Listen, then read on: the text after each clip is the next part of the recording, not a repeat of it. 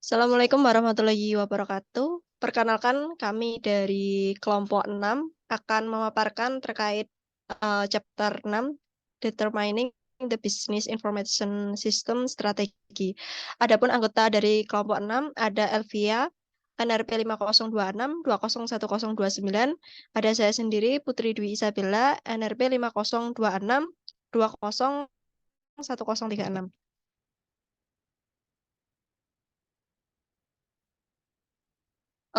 Jadi di sini ada 5 poin yang akan kami bahas. Yang pertama, strategic planning technique and their relationship. Yang kedua ada framework in which the tools and technique can be used effectively.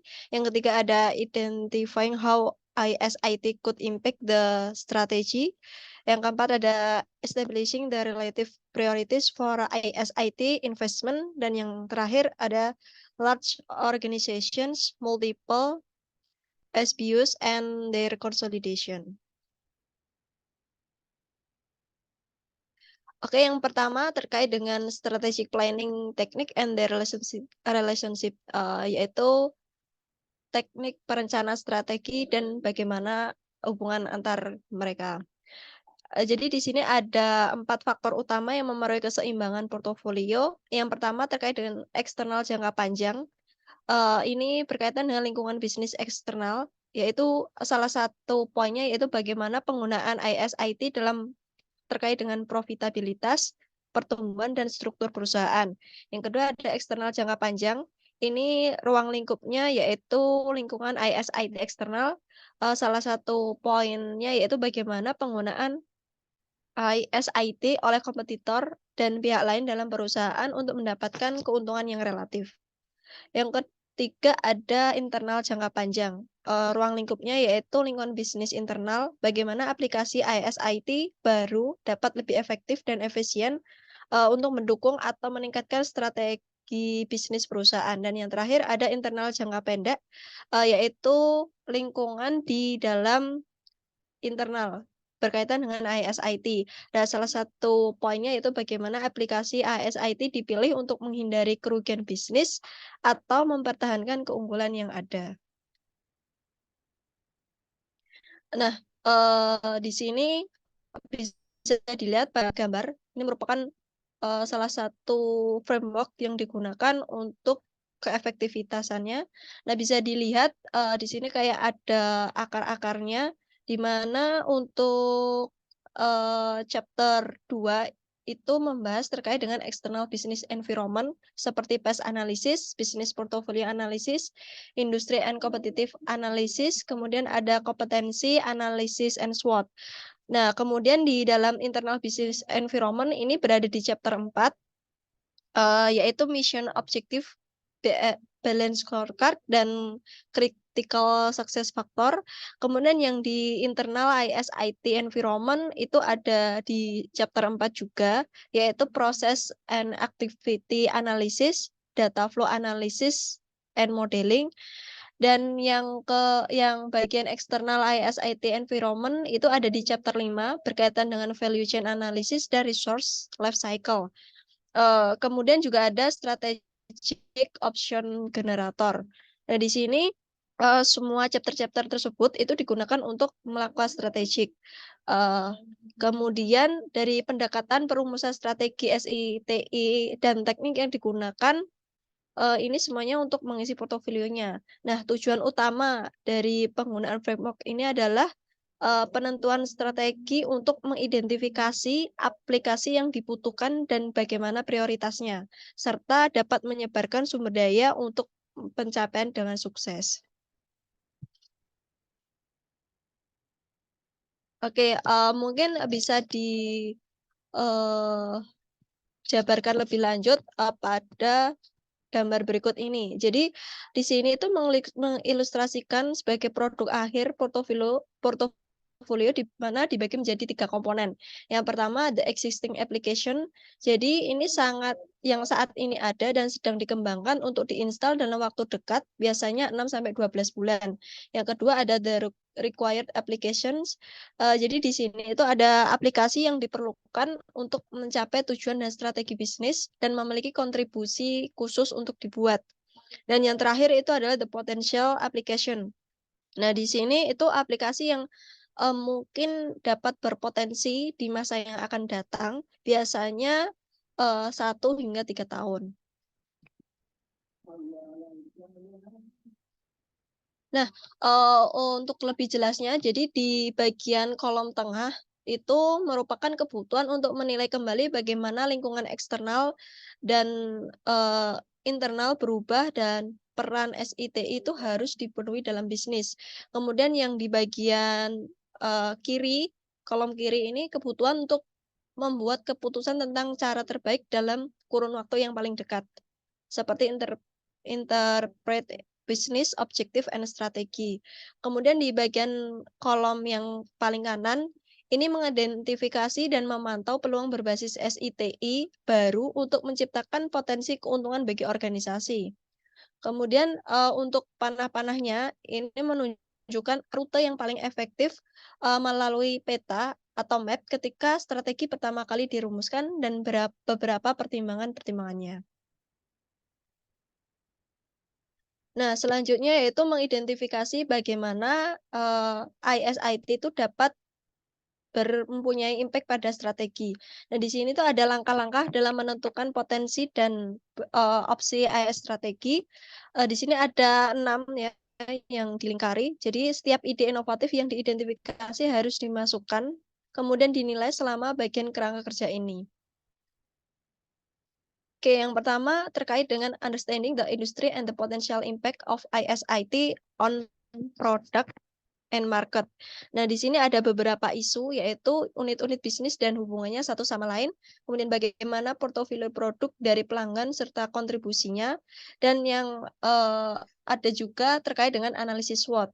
Jadi pada bagian yang pertama, yaitu di memahami produk dan market ini persyarat untuk setiap pengembangan strategi SITI. Kemudian langkah pertama adalah penilaian situasi bisnis secara keseluruhan dalam kaitannya dengan lingkungan eksternal. Kemudian produk utama dari tahap analisis ini adalah pemahaman organisasi dalam hal unit bisnis. Nah, adapun di sini ada 2 proses untuk menganalisis strategi bisnis, itu mengarah pada mempertimbangkan strategi dan tujuan bisnis, kemudian mengidentifikasi cara-cara di mana ISIT itu dapat berdampak pada industri dalam hal produk atau jasa atau ekonomi. Selanjutnya yaitu interpreting business objective and strategi. Di sini yaitu menyatukan dampak potensial ISIT pada industri dan tujuan organisasi, baik untuk mengembangkan tujuan baru ataupun mengkualifikasikan prioritas yang berdasarkan ancaman atau peluang ISIT. Nah, di sini ada beberapa tujuan. Yang pertama, hal yang dilakukan organisasi berdasarkan lingkungan di mana ia beroperasi, kemudian hal apa yang diinginkan oleh perusahaan berdasarkan nilai dan pandangan. Yang ketiga ada hal apa yang harus dilakukan organisasi jika ingin bertahan di lingkungannya, dan yang keempat, hal apa yang dapat dilakukan organisasi berdasarkan sumber daya dan kemampuan dari perusahaan. Nah, di sini bisa dikategorikan tujuan-tujuannya itu ada 3, yaitu tujuan permanen, sifatnya itu tujuan untuk jangka panjang, kemudian tujuan strategis itu sifatnya untuk jangka menengah, dan yang terakhir ada tujuan teknis, itu sifatnya untuk jangka pendek.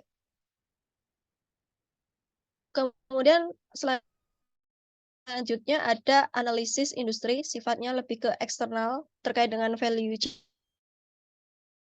chain dan information. Salah satu model aliran informasi secara high level.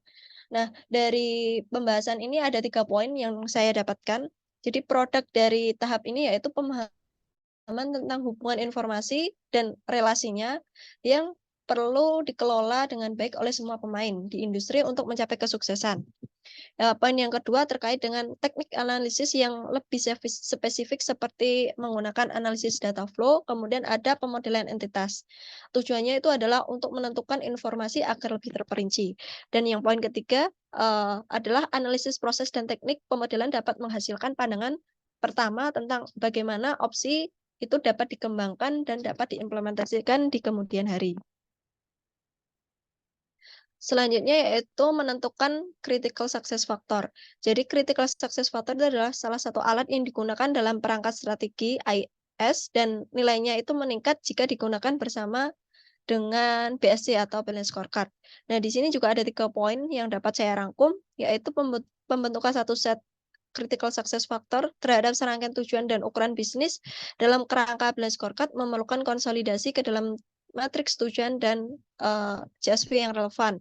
Poin kedua, tidak ada prioritas yang dapat ditetapkan dalam membentuk CSV ini, tetapi prioritas tujuan yang menyebabkan faktor keberhasilan dan jumlah tujuan yang akan dicapai. Poin yang ketiga adalah menafsirkan critical success factor dalam hal sistem informasi tidak dapat dengan mudah dilakukan tanpa mengacu pada kegiatan bisnis secara langsung. Kemudian ini yang terakhir yaitu menentukan strategic potensial. Di sini yaitu mempertimbangkan secara lebih rinci bagaimana proses bisnis utama dalam istilah informasi dan sistem berhubungan dengan dan dipengaruhi oleh sistem dari industri. Nah, di sini ada 3 poin seberapa layak untuk mengembangkan atau mengubah proses dan sistem, yaitu dipengaruhi oleh kesediaan pemasok dan pelanggan untuk bekerja sama, kesediaan efektivitas sistem internal yang ada dalam menghubungkan rantai bersama-sama, dan yang ketiga, yang terakhir itu kemungkinan dan keekonomisan untuk memperoleh informasi tambahan. Oke, selanjutnya akan dijelaskan oleh Vivi. Ya, kemudian ini untuk organisasi yang besar, terus kemudian yang bersifat multiple SPU dan juga berkonsolidasi. Di mana faktor-faktor mengaruhi perusahaan untuk value added pada unit SPT ini, yaitu yang pertama, terdapat persaingan dalam industri yang sama atau berbeda dan kesamaan atas produk dan layanannya. Terus kemudian posisi kompetitif yang sama dalam industrinya. Yang ketiga, tingkat strategis kompetitif yang sama di 3 komponen, yaitu di pelanggan, operasi, dan juga produk. Lalu kemudian hubungan yang sama antara rantai nilai pemasok pelanggan. Dan selanjutnya adalah persamaan ukuran dan skala operasi, pemanfaatan dalam penggunaan CSF yang dikembangkan oleh perusahaan tersebut dari setiap unit dan divisinya. Selanjutnya, struktur informasi dengan standar yang konsisten di semua unit.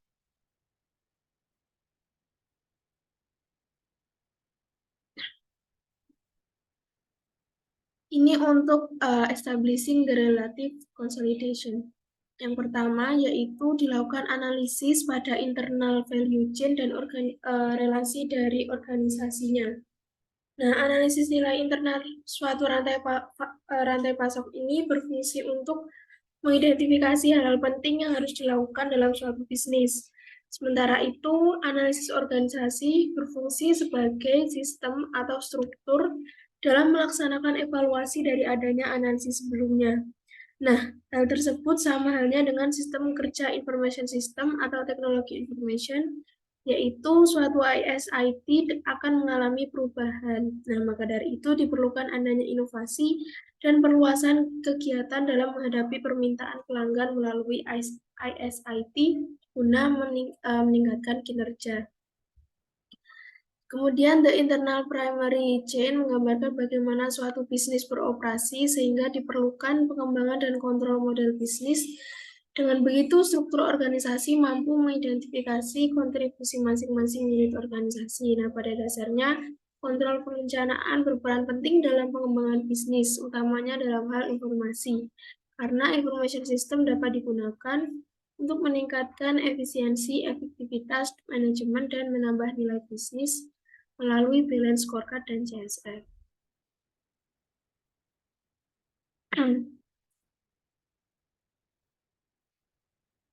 Nah, kemudian yang kedua yaitu mengidentifikasi critical business process dan juga aktivitasnya. Pada tahap ini akan menjelaskan bagaimana aktivitas bisnis berdasarkan proses CSF, yaitu yang pertama, dengan CSF menawarkan pengurangan biaya investasi SIP. Kemudian yang kedua, aktivitas organisasi bernilai tambah tinggi dapat dibuat lebih efektif melalui investasi SEIP jika berhubungan langsung dengan CSF bisnis.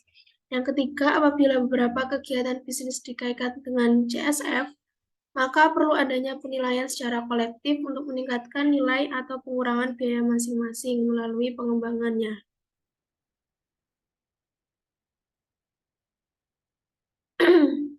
Selanjutnya untuk yang ketiga, yaitu assessment of new option for investment, di mana penentuan pemikiran kreatif untuk mencapai tujuan bisnis. Yang pertama, hal-hal yang dilakukan oleh information system atau teknologi information itu harus berdasarkan pada parameter bisnis yang sudah ditentukan pada awal sejak visi dan misi ditentukan. Nah, kemudian yang kedua, penentuan tingkat manfaat yang didapatkan dalam bisnis untuk mencapai tujuan yang sesuai pada visi misi yang dicapai. Yang ketiga, penetapan tujuan atau strategi organisasi dalam mengelola bisnisnya. Selanjutnya yaitu determining the future application portfolio. Nah, di langkah keempat ini dilakukan dengan menentukan arah masa depan organisasi dengan melalui aplikasi. Nah, di langkah terakhir ini yaitu menentukan arah masa depan organisasi dengan melalui application portfolio. Nah, tersebut dikategorikan menjadi dua indikator, yaitu yang pertama pada potensi tinggi, di mana pada potensi tinggi ini perusahaan sudah mencapai pada ide yang valid dan layak untuk dievaluasi lebih lanjut. Dan pada indikator yang kedua yaitu strategis, di mana ide ini berhubungan langsung dengan strategi bisnis yang sudah ditetapkan oleh perusahaan. Selanjutnya, nah untuk recap dari chapter 6 ini, yaitu di mana pada chapter ini itu menjelaskan mengenai pendekatan untuk perumusan strategi SI dengan melakukan evaluasi berdasarkan pertimbangan dan pengujian dari sejumlah sudut pandang. Memastikan bahwa jenis input strategis baik eksternal maupun internal dinilai dalam kaitannya satu sama lain dan dimungkinkan ada beberapa tahap yang perlu ditinjau lagi untuk mengidentifikasi implikasi dari perubahan dan mencerminkannya dalam bentuk portofolio yang akan direvisi. Nah, cukup sekian dari kelompok kami. Mohon maaf atas kekurangannya. Wassalamualaikum warahmatullahi wabarakatuh.